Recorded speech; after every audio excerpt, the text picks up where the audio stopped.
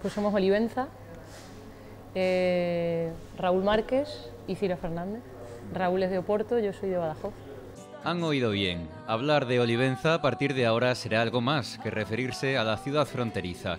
Nace un nuevo grupo musical a caballo entre Extremadura y Portugal.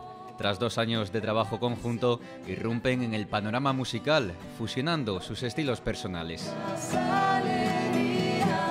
Pues Olivenza suena a frontera, suena a dehesa, suena a alentejo, suena a mar.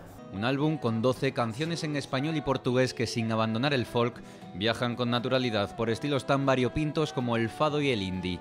Aunque nace sin fines comerciales, Olivenza no descarta gustar a pequeños y a mayores, a ortodoxos y a vanguardistas.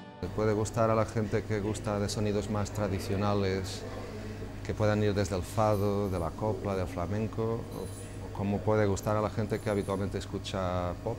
Prisión Miraflores es la carta de presentación del disco que, dicen, acerca a los atardeceres del Ponte Don Luis.